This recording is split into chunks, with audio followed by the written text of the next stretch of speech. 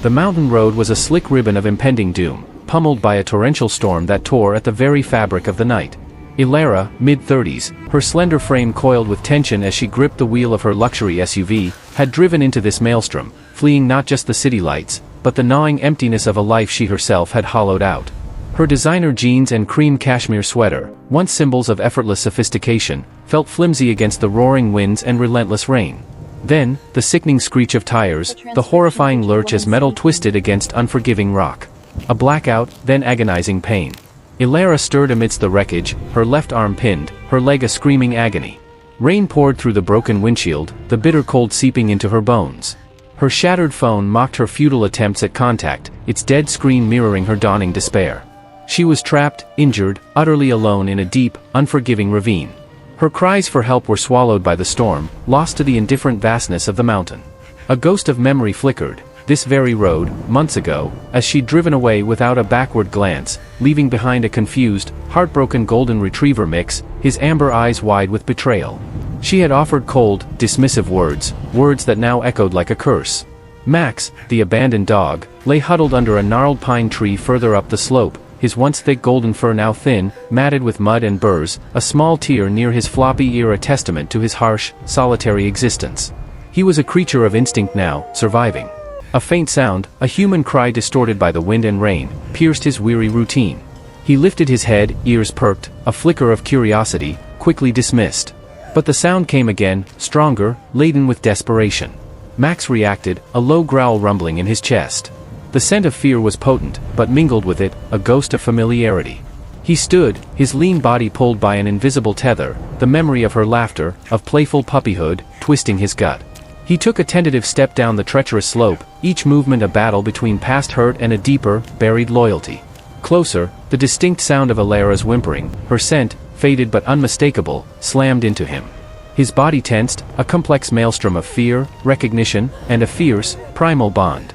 He let out a single, mournful howl, a sound imbued with the weight of abandonment and the dawning horror of discovery. Ilara lay semi-conscious, one arm twisted beneath her, her head lolling against a broken piece of dashboard, her hazel eyes half-open staring blankly at the rain-streaked sky. Her breathing was shallow, punctuated by soft moans, her body shivering violently from cold and shock. A single tear, tracking a clean path through the grime on her cheek, reflected a mix of pain and the dawning regret for her past actions. She was on the precipice of hypothermia, her life force dimming. Max, crouched low beneath a thick pine tree at the very edge of the ravine, his body rigid, ears perked, a low, guttural growl rumbling deep in his chest. His bright amber eyes were wide, fixed on the shattered vehicle below, a profound unease and a jumble of raw memories warring within him. He had fully identified the source of the distress, and the betrayal she inflicted echoed in his mind, yet the urgency of her suffering stirred a deeper, primal instinct of loyalty he thought long dead. The image of her car speeding away, of his own heartbroken cries swallowed by her indifference, seared Max's memory. He hesitated, his body rigid at the ravine's edge, caught between the instinct to flee pain and the raw, undeniable sound of suffering.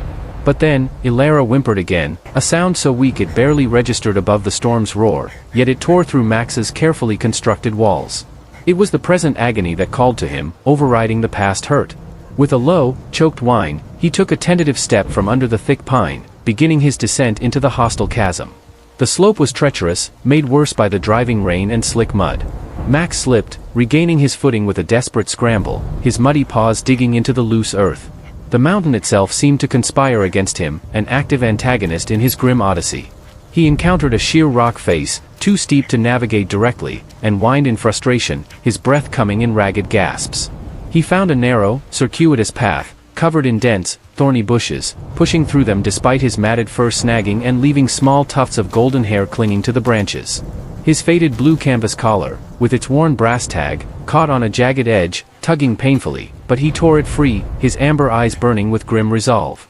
Each forward movement was a victory, each obstacle a reminder of the life hanging by a thread below. Ilara, trapped in the crumpled car, was losing her fight.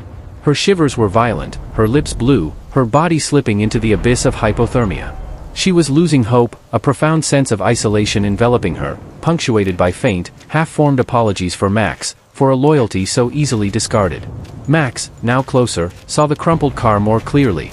The familiar scent of Ilara, now mingled with the metallic tang of blood and the pervasive odor of fear, triggered a fresh wave of conflicting emotions: love, anger, profound sadness. He tried to bark, a clear warning or a sign of his presence, but his voice was hoarse from exhaustion, swallowed by the relentless storm. Another internal flashback, sharp and clear: Max as a puppy, playing happily with Elara, her laughter echoing through sun-dappled fields. The memory twisted his gut, a raw wound refusing to heal. He took another step towards the car, but a sudden, low rumble shook the treacherous terrain. A rockslide. Max scrambled backward, narrowly avoiding being swept into the deeper ravine, his wide amber eyes filled with fresh panic. His body trembled now, not just from the biting cold, but from sheer physical exhaustion, his paws raw and sore. He looked at Elara's motionless form, then back at the impassable terrain. A profound, agonizing realization dawned: he could not reach her directly. He let out a soft, mournful whine, a sound of desperate communication, but Elara remained unresponsive, having slipped into a profound, semi-comatose state. His decision was made in a breath that tasted of rain and desperation. He couldn't get to her, but he could get help. It meant leaving her alone, perhaps to die. It meant facing his deepest, most primal fear: further abandonment. But a grim determination hardened his gaze. He knew where he had seen the last sign of human presence: a park ranger station, several miles back along the mountain road. With a final, choked whine, he turned his back on the ravine, committing her image to memory. He plunged into the dark, rain-swept woods, his exhausted frame driven by an urgent, life-or-death purpose. Every muscle screamed, but the image of Elara, broken and helpless in the ravine, propelled him forward, a silent, powerful promise forming in his weary, loyal heart, leaving a distinct muddy paw print on the precarious ledge. Propelled by a desperation that burned brighter than any storm, Max ran. His barks, at first hoarse, became a frantic, repetitive plea. He stumbled, fell, but immediately regained his footing, pushing through dense undergrowth, his body a living testament to a love that defied betrayal.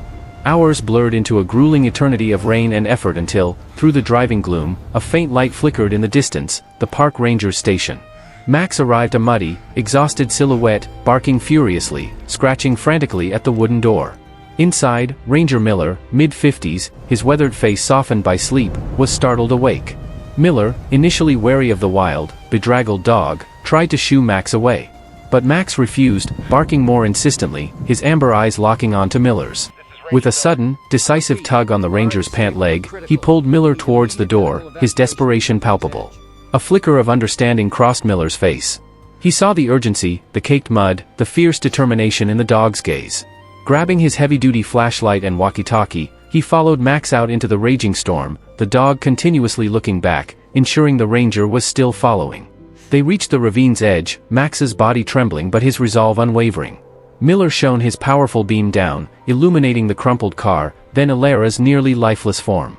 His face hardened with profound concern. He immediately radioed for backup, knowing it would be hours before a full rescue team could arrive in the storm. He couldn't wait. He prepared his emergency climbing gear, ropes and harnesses pulled from his pack. Max watched intently, whimpering softly, his body vibrating with tense anticipation, occasionally nudging Miller's hand. Miller began the perilous descent, ropes disappearing into the darkness, swaying precariously. Max stayed at the edge, tracking Miller with his amber gaze, guiding him with soft, urgent barks towards Elara's wreckage. The descent was slow and fraught with danger. Miller slipped once, his foot skidding on loose stone, regaining his grip with a sharp gasp. Max barked a frantic warning from above. Elara stirred faintly below, her hazel eyes fluttering open. Disoriented by hypothermia, she saw a blurry shape descend through the rain-streaked darkness, then, silhouetted against the stormy sky, Max. A raw gasp of disbelief and recognition escaped her lips. A silent, profound communication passed between them. Her hazel eyes, now brimming with tears, conveyed remorse, apology, a desperate plea for forgiveness. Max's amber eyes, reflecting survival, hurt, and unconditional love, held her gaze, a fierce determination burning within them. Miller finally reached the car, stabilizing himself. He quickly assessed Elara's critical state, her shallow, struggling breaths. His experienced hands trembled slightly as he began his assessment, noting her pinned arm and leg. Max, now able to see Elara clearly, whined with profound relief and sorrow, his body physically exhausted but utterly fixed on the scene below. Miller worked quickly, carefully, managing to free Elara's arm. But her leg remained pinned under the twisted dashboard.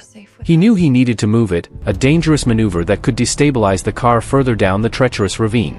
He took a deep, fortifying breath, his weathered face set in a grim line. Max, from above, let out a tense, low growl. With immense, straining effort, Miller pried at the twisted metal. The car groaned ominously, threatening to shift. Max's barks became a frantic series of sharp warnings.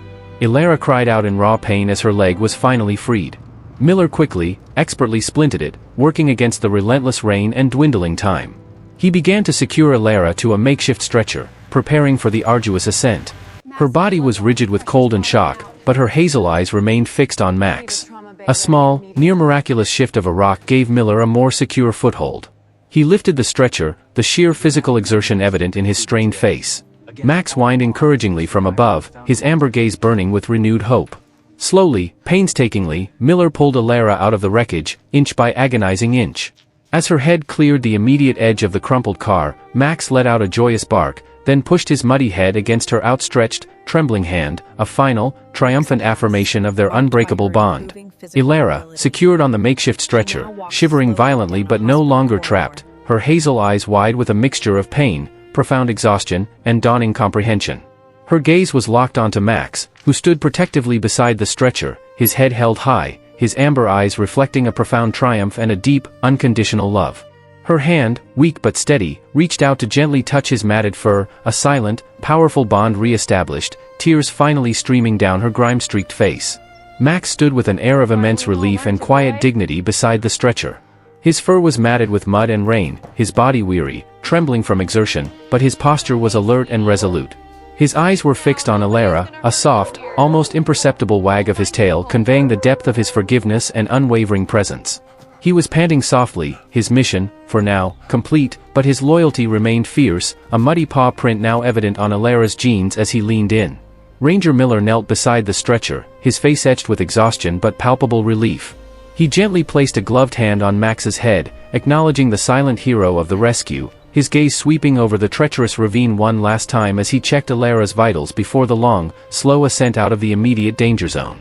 The first faint light of dawn painted the sky as the full rescue team arrived. Elara, shivering violently but alive, was carefully hoisted out of the ravine, her hazel eyes searching for Max. As she was transferred to an ambulance, Max whined desperately, trying to follow, but Ranger Miller gently intervened, promising the exhausted dog would be cared for and reunited with Elara.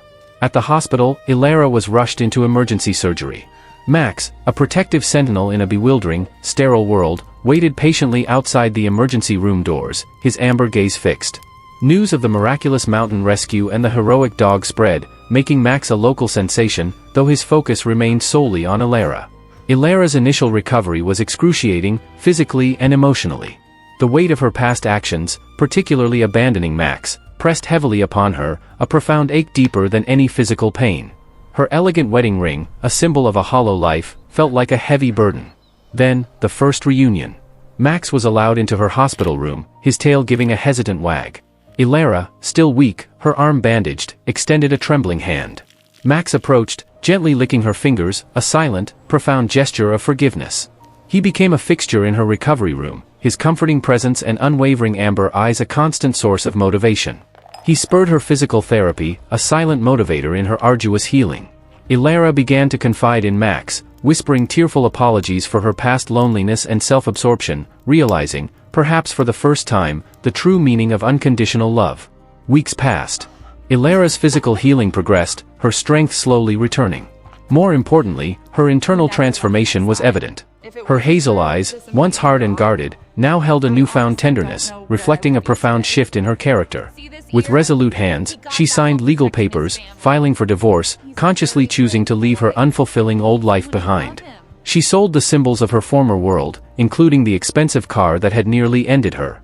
Max, no longer scrawny, his golden fur clean, thick, and well-groomed, his torn ear a gentle reminder of his ordeal, lay contentedly at her feet, a quiet, steadfast companion in her new journey.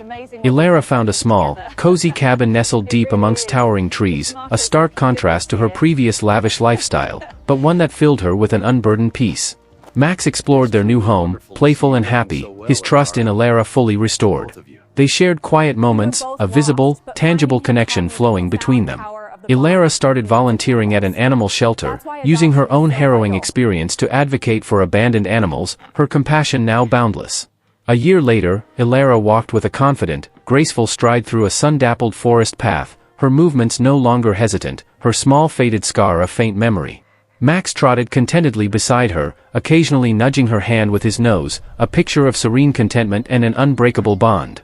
She sat on a sturdy wooden bench under an ancient oak, Max resting his large head contentedly in her lap. Her hand, no longer bearing the simple elegant wedding ring but a simple, elegant silver band, stroked his soft fur. Her hazel eyes shone with genuine, unburdened joy, reflecting a new commitment to life and love. Her hand, scarred yet resolute, stroked his soft fur, a silent promise whispered between them, that true redemption wasn't an absolution from the past, but a living, breathing commitment to a future woven with unwavering loyalty, boundless compassion, and the enduring, unbreakable thread of a love born from the ashes of betrayal, proving that even after the deepest fall, one could rise, guided by the purest heart.